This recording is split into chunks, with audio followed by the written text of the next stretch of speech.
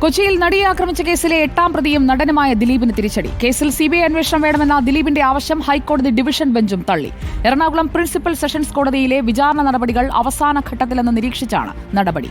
Pulsar സുനിയുടെ ജാമ്യം റദ്ദാക്കാൻ കോടതിയെ സമീപിക്കുന്നതിൽ ക്രൈംബ്രാഞ്ച് ഉടൻ തീരുമാനമെടുക്കും. അർജുൻ മട്ടന്നൂർ നമുക്കൊപ്പം ചേരുന്നു. Good evening Arjun Mattannur. അടുത്ത നീക്കങ്ങൾ എന്താണ്?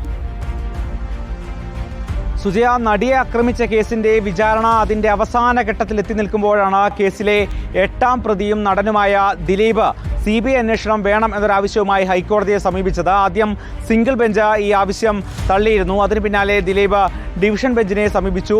ഇപ്പോൾ ജസ്റ്റിസുമാരായ എ മുഹമ്മദ് മുഷ്താഖ്, പി കൃഷ്ണകുമാർ എന്നിവരടങ്ങുന്ന ഡിവിഷൻ ബെഞ്ച് ഈ ഹർജിയും തള്ളിയിരിക്കുകയാണ്.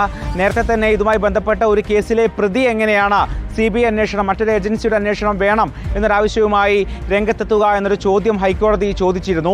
എന്തായാലും ഡിവിഷൻ ബെഞ്ച് ചോദിച്ചത് ഈ വിചാരണയെ പ്രതിരോധിക്കാൻ വേണ്ടിയുള്ള ഒരു നീക്കമായിട്ടാണ് ഈ ആവശ്യത്തെ കാണാൻ കഴിയുക എന്നൊരു നിരീക്ഷണമാണ് ഡിവിഷൻ ബെഞ്ച് നടത്തിയിരിക്കുന്നത്. കഴിഞ്ഞ 6 വർഷമായി ഇത്തരമൊരാവശ്യം ദിലീപ് ഉന്നയിച്ചിട്ടില്ല എന്ന് പ്രോസിക്യൂഷനും ചൂണ്ടിക്കാട്ടുകയുണ്ടായി. എന്തായാലും ഹർജി കോടതി തള്ളിയിരിക്കുകയാണ്.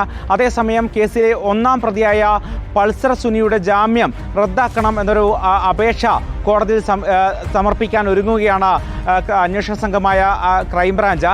നേരത്തെ എറണാകുളം റൂറൽ SP ഈ പൾസർ സുനി ജാമ്യ വ്യവസ്ഥകൾ ലംഘിച്ചു എന്നൊരു റിപ്പോർട്ട് ക്രൈംബ്രാഞ്ചിന് സമർപ്പിച്ചിരുന്നു. അതിന് പിന്നാലെയാണ് ഇത്തരമൊരു അപേക്ഷ നൽകാൻ വേണ്ടി ക്രൈംബ്രാഞ്ച് ആലോചിക്കുന്നത്. സുജയ. ഓക്കെ, അർജുൻ മട്ടന്നൂരാണ് നമുക്കൊപ്പം ചേർന്നത്.